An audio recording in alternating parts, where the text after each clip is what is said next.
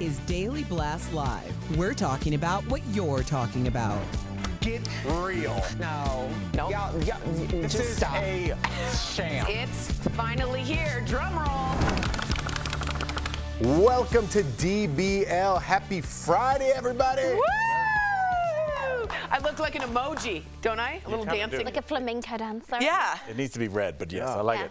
Thank you. I would say GIF, but yeah, either one. Stephanie Jones joining us. That's a lot to follow, Steph. Yeah, I'm just going to stay silent. I'll just get on with it. Tori starts at a 15. I don't know where to go. I come in strong, dude. All right, here we go. Travis Kelce flew across the world to support Taylor Swift in Sydney for her big game, the Eras Tour. We talked about it yesterday. Fans went crazy when he arrived for the concert. And of course, check this out, he had his Swiftie bracelets on, huh? Cute. That's where it all started. Yes, it did, That's where it all Jeffrey. started. So during the concert, Taylor changed the lyrics to her song once again. The song Karma for Travis, singing Karma is the guy on the Chiefs coming straight home to me. Yes! Everybody go crazy! All right, Taylor pointed to Travis while she sang her lyric, "That's my man." Huh? Aww. Yeah. Can I be honest? She points a lot during this concert. But that one was for Travis. Okay. And after the show, Taylor was embraced by the one and only Travis. Oh, look at that. No, wait. Don't do that backstage. Make sure everybody sees. Oh my gosh, you know what Yeah. I can do? Not only am I laughing at the story because it's rather amusing, but I'm laughing at Al's face because Oh. he looks like he's literally about to vomit. No, The people talk, and this is what they want. I look, man, I'm with it. My girl, because we watch Love Is Blind, and she just says, like, out of nowhere, I'll just be like, ugh. Like, it just comes out of me. Like, it's good. I have fought internally, and I have come to a place where I appreciate the joy Taylor brings to people's lives. God, it's not And World War II. This is a love This story. is in our face all the Why time. are you so having to fight to find Because love? normally the comic died, in but we me, had to defeat those It was Nazis. you guys don't Gettysburg. understand.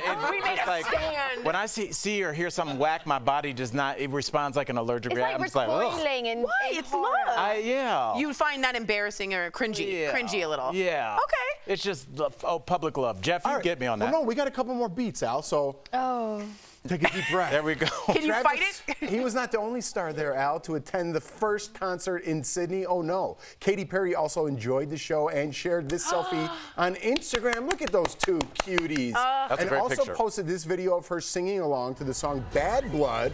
Now, if you don't remember, Tori's going to give us a little bit more, but that song is rumored to be about Katy Perry, right? Yes, it's not. It's really. We all know what it is. They were. No, we don't. What is okay, the Bad Blood song came because unfortunately, Katy Perry or Taylor poached a dancer. I think it was Katy Perry poached a dancer. So we all don't from know the story, Taylor. including you. No, I do. I just want to make sure I have it right. Katy Perry poached a really good dancer from Taylor Swift, and from there they had a feud about it. They were in the middle of a concert, and she like got that dancer to come on her tour. During the show? No, just like, in the middle of their concert, she poached her and said, "You're now going to be on my tour." And Taylor's like, "Yo, she was on my tour." So there was some bad blood, and she wrote that song, and the feud went on, and it spurred this pop star, And it made Taylor really, really rich. Yeah, and it made So her- it's great. Yeah, and it also. So confused. Jeff, think about it like this: when Jay-Z and Nas had beef, remember those tracks? Yeah. And now they're cool. It's like you can play some of those old songs and like remember like when we had beef and like we're past that now. It's But like a it's a dancer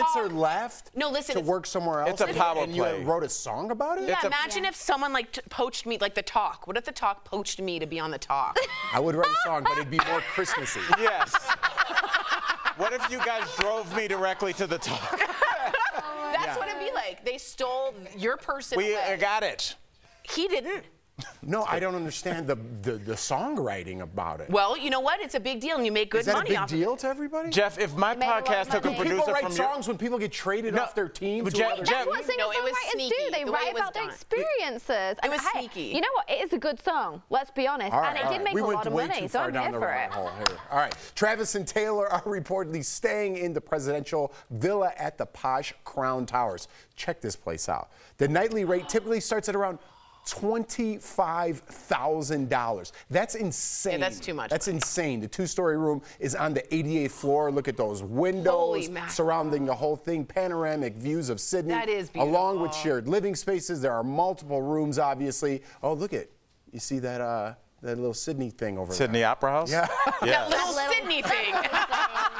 Jeff will be your tour guide today. Hey, get your cameras out. This is a big one. By the way, I forgot when you said $25,000. I was like, I'd pay that, but I'd put the money down and be like, oh, I thought this was to buy it. This is just for the night. Come on, man. What's going on? That's how a lot of the world lives. I mean, she's famous, but like they didn't make that room and it's empty 364 days of the year. Like there's some people that can drop down 25,000 and not blink. I don't know those people. Do you think that was comped, or do you think she paid for it? No, I think she paid for it. I think agree. Taylor Swift is very, by the book. She likes to pay her way, very much so. Where do you get those facts? Yeah, she does. She does, and she like, pays she literally extra. pays all of her staff fantastically. She gives them all incredible bonuses. She's known to be incredibly generous with her wealth. She never had a free meal? Maybe she did, but I think that Taylor Swift has paid for that apartment and I'm sure she tipped all the staff. Hotel, one night, not apartment. But Well, it's like an apartment in a hotel, I know, isn't it? I'm just trying to. it's like a house. I honestly think she did, and I bet she tipped everyone too. I take it back. Yeah. Sorry. Well, no, I would That think stars get free stuff. but I would think she would pay because she seems like she doesn't want anybody to have leverage over her. Yes. And if she gets a comp, they're like, can we get a tweet? But a tweet is worth more than $25,000. I agree with that. I don't think agree she with would. that. She doesn't want a free meal. No. So confused about all of this. Are you okay? All of You're them. okay. Yeah. You're okay. gonna be. All right. you're Well, we'll okay. check this one out. Law and Order's DA Jack McCoy tried his final case last night in his last episode. All right. 83-year-old Sam Waterston announced earlier this month that he was leaving the show after over 400 episodes. Imagine the residual checks. He joined the NBC series in 1994. In his last episode, Jack McCoy resigned and said, quote, "It'll be a hell of a ride." It's been a hell of a ride. I screwed that You up. ruined it. You ruined. Sorry, Jack McCoy, I screwed it up. You're You know what? Yeah, blame it on Taylor Swift. No, you can't. You have to understand something. If you're a Law and Order fan and you hear this, bum bum bum bum bum bum bum, which is my dad's ringtone, by the way. Oh my goodness. You think of Sam Waterston and you think of him on the side of the right. He is always the good guy and he's always fighting for the right. So you see half of it is law, half of it is the Justice Department. And when you see him leave, that is the soul of Law and Order. I'm so sad to see him leave. He voted for Trump? No, he's gone. No. Oh, you mean the Order Party? The right side. The right. Oh, I didn't get it. No. Wow. Yeah. What's going on? I didn't get why you didn't. You said the judicial side. Why don't you say half is the law, half is the order? I know. I thought That was about it. very weird. I thought about it too, doing that. Okay. Did anybody learn anything from the last 5 minutes? I didn't I get did. that. I'm now dumber from what we just did. Coming up on DBL, we have an update on Wendy Williams and the lawsuit her guardian filed, plus our interview with basketball legend Magic Johnson. He's sharing his memories following the passing of a prominent HIV activist he worked closely with for years.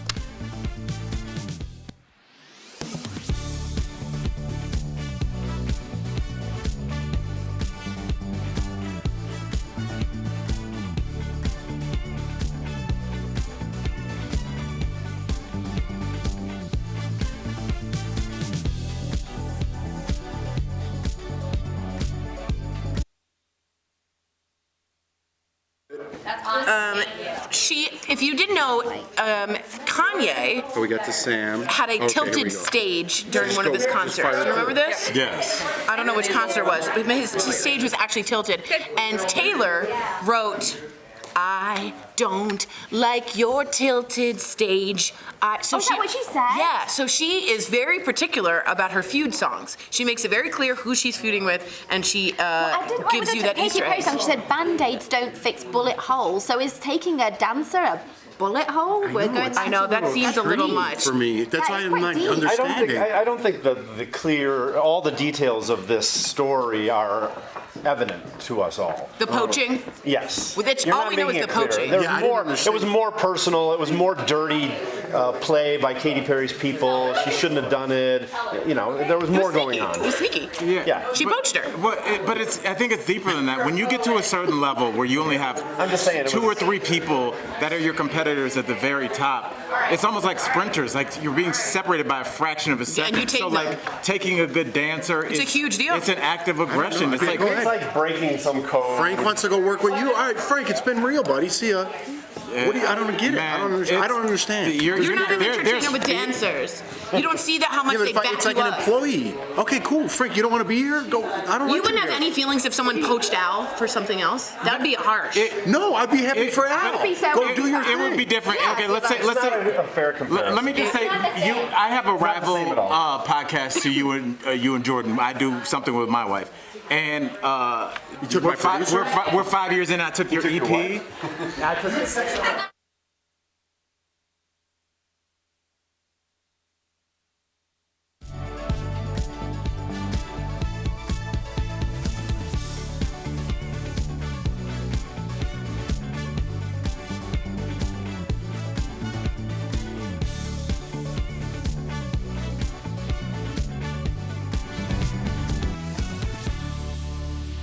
Still some Taylor Swift stuff. We're getting in the weeds. Welcome back. All right, so there has been a lot of speculation about worry about Wendy Williams since she left the spotlight a few years ago. Yesterday, her medical team announced in a press release that she was diagnosed with progressive aphasia and frontotemporal dementia.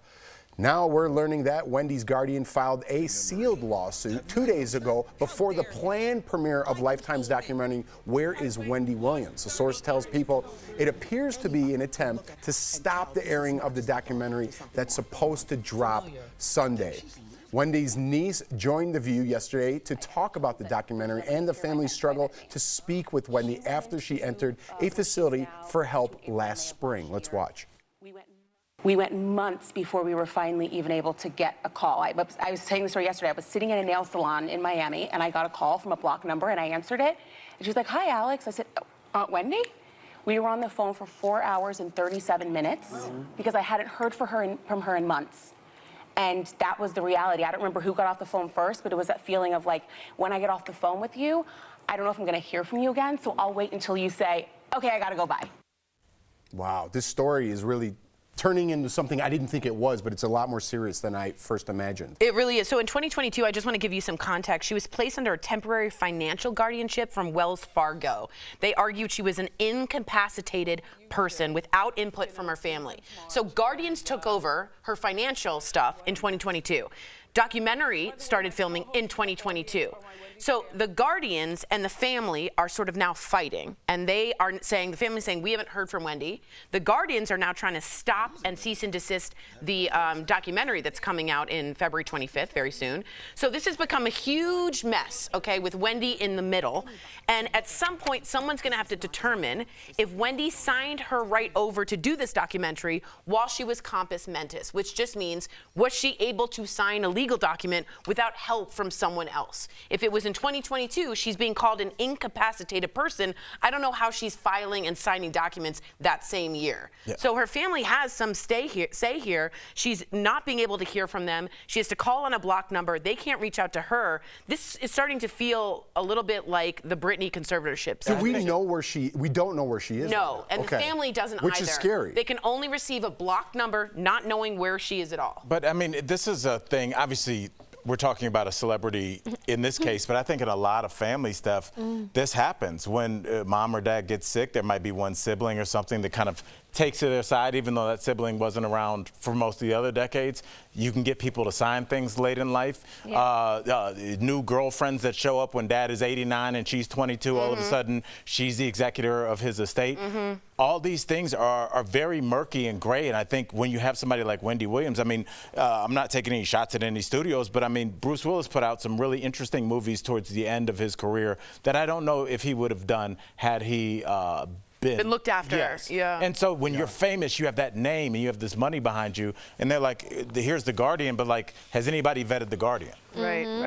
I listened to some podcasts, I won't name names, but with people that did movies towards Bruce Willis at the end. They're like, I won't do another movie with him. I love him and I would die to be in a movie with him. Not like that. Right. It wasn't right. It's explosive. Right. It's That's a exploited. boundary. For her to be by herself is scary. All of this is scary, and right now, currently, to not know where she is terrifying. Yeah, absolutely. All right, coming up on DBL, I'm sure we'll talk more about that next week. We're talking with the one and only Magic Johnson, how he's raising awareness for adults with RSV. Stick around, Magic will put a smile on you. Yeah, he will.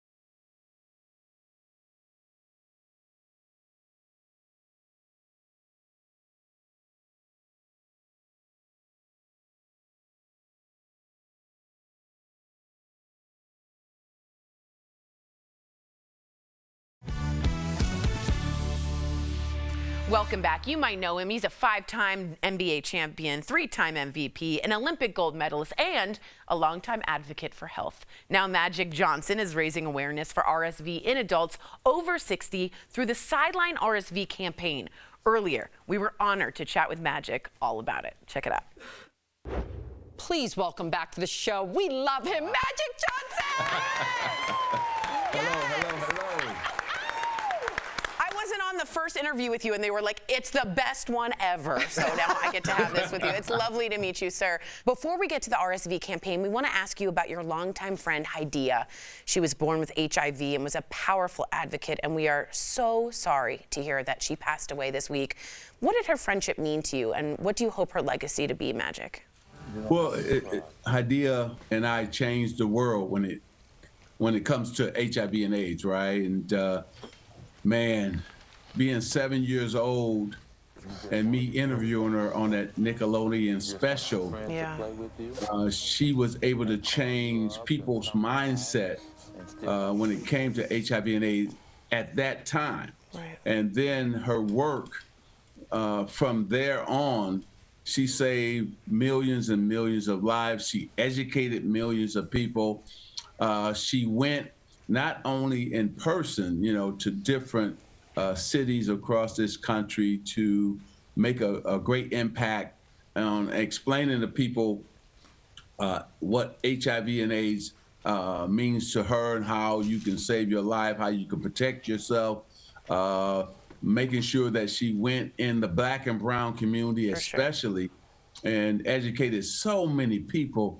But she did it with grace and class and elegance, and I'm really proud to work side by side with her, but also to us both in our own unique way change the mindset when it came to HIV and AIDS, people living with it, because it was so much racism, discrimination, and so we were able to, in our own way and together, change. So we're going to miss her. We're going to miss her. And I just want to just say our condolences to her family and to all her friends and loved ones. Yeah, may her memory be a blessing. That's Absolutely. Right. Magic, you're doing so much for so many people. Let's talk about the Sideline RSV campaign. For those that may not know, what is RSV and how serious can it get for older adults? Well, thank you for that. Teaming up with GSK and going out. When you think about RSV, it's a common contagious respiratory virus, right? That first started with babies, but now it's really been attacking those who are 60 and older. And when you think about last year, 177,000 people were hospitalized with RSV and 14,000 died. So what we're saying to you, make sure you contact your doctor or your pharmacist to learn more information about RSV.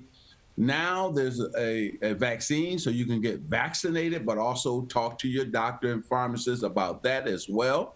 And so we're just trying to make sure, just like HIV and AIDS, that I got the word out, I got the message out. I'm doing the same thing with RSV. Now that I'm 64 years old, I want to make sure those 60 and over take care of themselves, like I've been trying to do with my own journey, 32 years living with HIV, but also, I'm a guy that works out all the time, and I'm looking for everything that can give me an advantage so that I can live a long and healthy life. Beautiful. Well, look, 64, I don't know if I believe that, brother. I think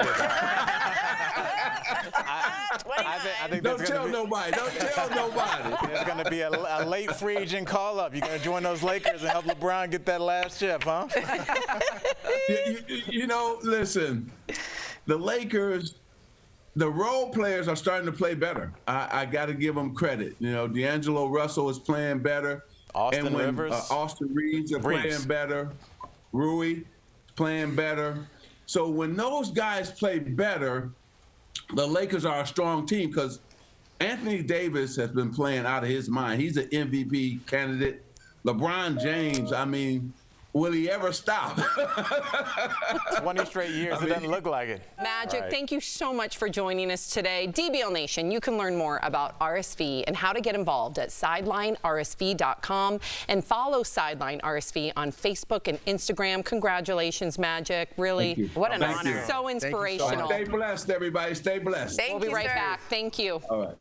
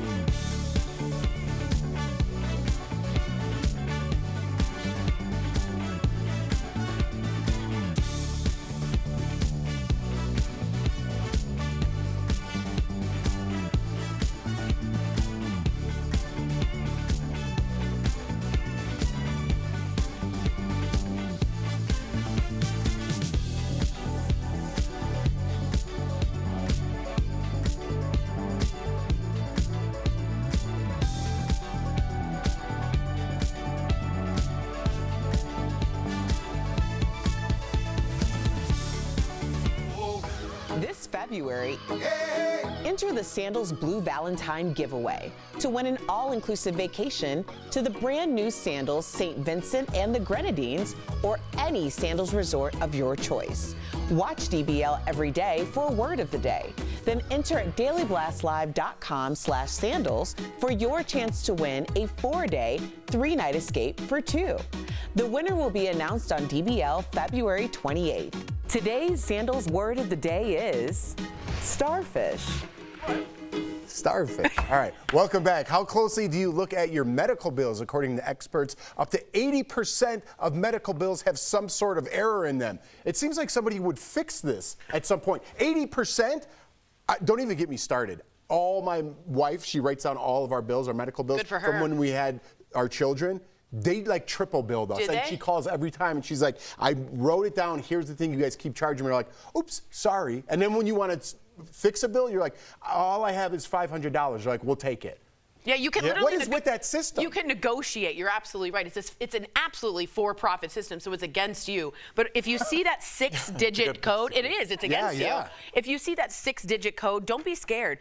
Google that number. It'll come up with exam with gown on or MRI with a chest X-ray as well. And because where is that number usually located? It's on the left, and then you'll see the price on the right. Go to the left, Google that number, and if you didn't have the procedure that was there, you give them a call. They will take it off. I've saved hundreds of dollars. The government needs to get involved seriously at some point, because if I was wrong on my mortgage 80% of the time, that's insane. 80%. That means that literally it's going to be wrong, guys. Yes. Yeah. American Health. It's like Tori doing the show. It is. If you're on Medicare and need help, Better Benefits can help. When it comes to Medicare, many Americans on the program may not have a plan with all the benefits accessible to them, so reach out to a Medicare Advantage advisor. Very important. Do it today. The benefit review is free. Just call 800-909-2613.